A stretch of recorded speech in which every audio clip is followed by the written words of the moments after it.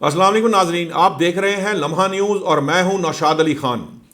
ناظرین، ایران اور امریکہ کی جنگ بندی ختم ہو چکی ہے، یہ کہنا ہے امریکی صدر کا۔ ڈونلڈ ٹرمپ صاحب یہ کہہ رہے ہیں، وہ کہتے ہیں کہ جی یہ بڑی عجیب لوگ ہیں، ان سے میں ڈیل نہیں کر سکتا، میں ان سے بات کرنا پسند نہیں کرتا، بلا بلا بلا، جو ان کا طریقہ کار ہے وہ اپنائے ہوئے ہیں۔ لیکن یہ ڈیل کیوں ختم ہوئی، اس کی جو وجوہات ہیں وہ کیا ہیں؟ اس کے ساتھ ساتھ یہ ایسے وقت میں کیوں ہوئی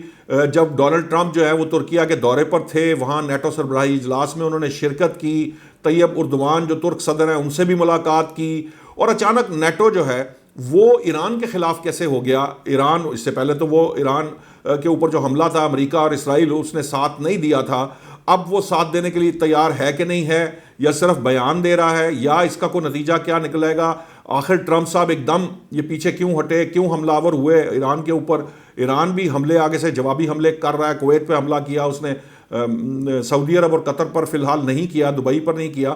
لیکن یہ معاملہ جو ہے یہ خراب ہوتا نظر آ رہا ہے۔ اس کی وجہ سے تیل کی قیمتیں اچانک جمپ کر گئیں، 4% تک کہیں پر بات ہو رہی ہے کہ 6% تک بھی جانے کے امکانات فوراً ہی جو ہے وہ تیزی سے جمپ کی ہیں یہ تیل کی پرائسز۔ معاملہ یہ ہے کہ اس وقت آپ سب لوگ جانتے ہیں کہ جو 28 فروری کو جو علی خامنائی ان کے رہبر اعلیٰ ہیں، سپریم لیڈر ہیں، ان کو شہید کیا گیا تھا۔ اسرائیل اور امریکہ نے جو حملہ کیا تھا ایران پر، اس میں ان کی شہادت ہوئی تھی۔ ان کا جسد خاکی جو ہے وہ اس وقت مختلف مقامات پر لے جایا جا رہا ہے، جہاں پر بہت بڑی تعداد میں لاکھوں سر جو ہیں وہ آپ کو نظر آتے ہیں۔ آپ کبھی ان کی فوٹیجز دیکھیں تو انسان دنگ رہ جاتا ہے۔ شاید دنیا میں اس سے بڑا جنازہ نہیں ہوا ہوگا، یہ دعویٰ کر رہے ہیں ایرانی اس معاملے کے اوپر۔ اب مسئلہ یہ ہے اس وقت جو سچویشن ہے، اس سچویشن کو سامنے رکھیں تو ایک دھاک بٹھا دی ہے ایرانی عوام نے، ان کے داخلی اتحاد نے۔ پہلے انہیں عسکری سطح پر کامیابی دلائی، کیونکہ امریکہ کا تو یہ خیال تھا کہ جی یہاں پر بڑے بڑے جو ہے وہ مہنگائی کو لے کر جو ہے وہ پروٹیسٹ ہوئے تھے تو لوگ خلاف ہیں رجیم کے، لیکن رجیم چینج نہیں ہو سکا۔ رہبر اعلیٰ کو شہید کیا گیا، ان کے بیٹے کو چن لیا گیا، پھر بھی کوئی اس کے خلاف عوام جو ہے وہ باہر نہیں آئی۔ الٹا امریکہ کے خلاف انہوں نے، جب وہ بمباری کر رہے تھے تو لوگ سڑکوں پر نکل آئے، تو وہاں پر امریکہ کے خلاف جو ریزنٹمنٹ پائی جاتی ہے اور جس تعداد میں لوگ اکٹھے ہوئے ہیں، وہ تو خود رونے نکل گئے امریکی صدر کے، اگرچہ کو وہ بات یہ کہہ رہے تھے کہ جی یہ ایرانی قوم جو ہے کیسی قوم ہے، یہ جو علی خامنائی کے لیے رو رہے ہیں، حالانکہ ایکچولی دراصل اس عوام کو دیکھ کے ڈونلڈ ٹرمپ کے رونے نکل رہے تھے اور ویسٹ کے رونے نکل گئے ہیں۔ ان کو جو یہ داخلی اتحاد جو ہے نا وہ ایک آنکھ نہیں بھایا، اور ان کو لگتا ہے کہ جو وہ اگر وہ مفاہمتی یادداشت پر آگے بڑھیں گے تو وہ ایک طرح سے ایران کے فائدے میں ہوگی، اگرچہ کہ مفاہمتی یادداشت جو تھی وہ ساری ایران کے فائدے میں تھی، ماں سوائے ابنائے ہرمز کھلوانے کے، اور کوئی جو مطالبہ ہے وہ مانا ہی نہیں گیا امریکہ کا یا مغرب کا۔ باہر طور اس وقت تو ان کا مقصد یہ تھا کہ ابنائے ہرمز کھلوائی جائے۔ اب معاملہ یہ ہے کہ کیا امریکہ حملے کر کے یا عسکری سطح پر کوئی جو ون حاصل کر سکتا ہے؟ تو ایسا نہیں ہے،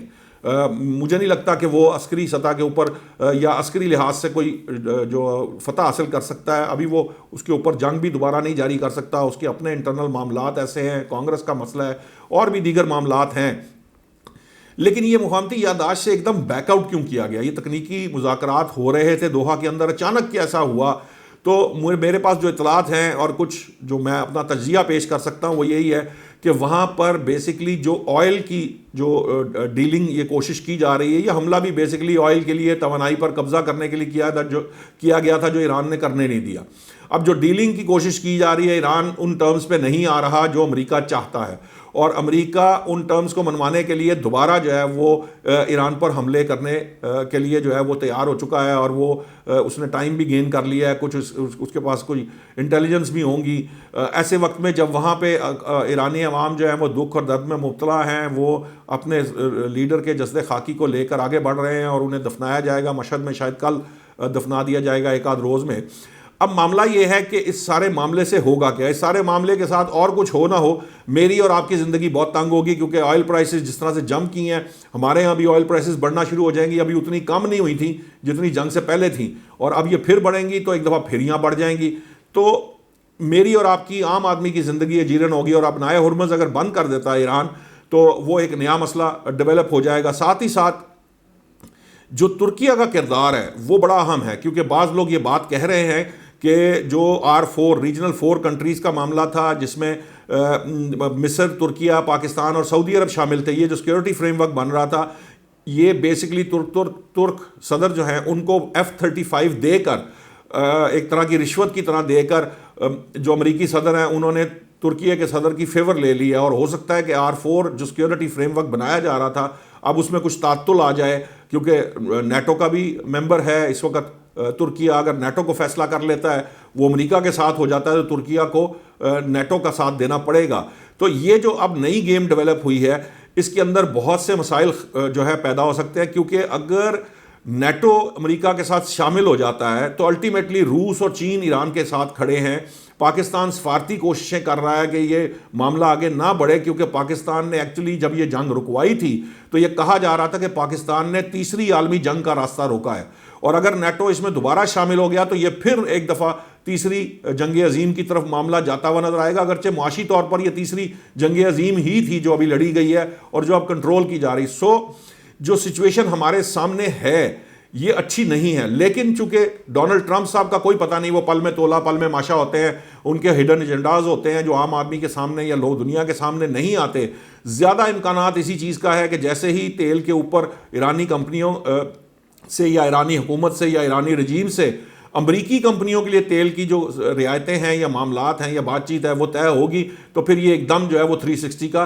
جو ہے نا وہ ٹرن بھی لے سکتے ہیں، جس طرح سے وہ یو ٹرن لیتے ہیں ہمیشہ سے.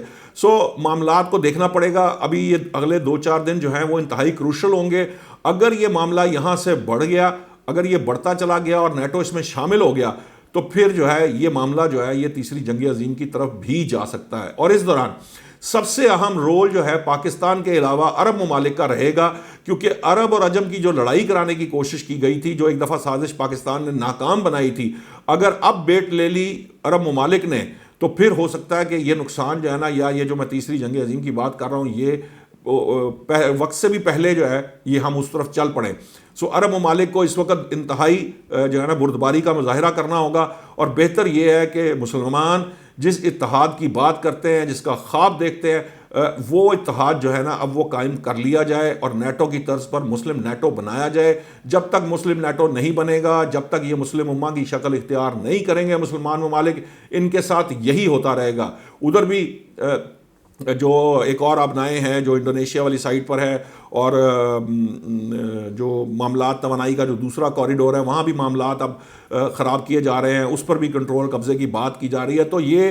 باہر طور مسلمان ممالک کو سوچنا ہے، اگر مسلمان ممالک آپس میں مل جائیں، متحد ہو جائیں، اپنے اختلافات کو ایک سائڈ پر رکھ کر اپنا الائنس بنا لیں، اسلامی فورس بنا لیں. سعودی عرب میں 38 ممالک کی فورس بنی ہوئی ہے، اس کو صرف آرمڈ کرنے کا معاملہ ہے. تو الٹیمیٹلی جو مسلم نیٹو ہے وہ اگر بن جائے تو پھر شاید یہ گنجائش پیدا ہو سکتی ہے کہ یہ روز روز کے جو معاملات ہیں مغرب کی طرف سے یا ان ممالک کی طرف سے جو اسلام مخالف قوتیں ہیں جو ہر روز اس پر حملہ آور ہوتی ہیں، اس سے بچا جائے.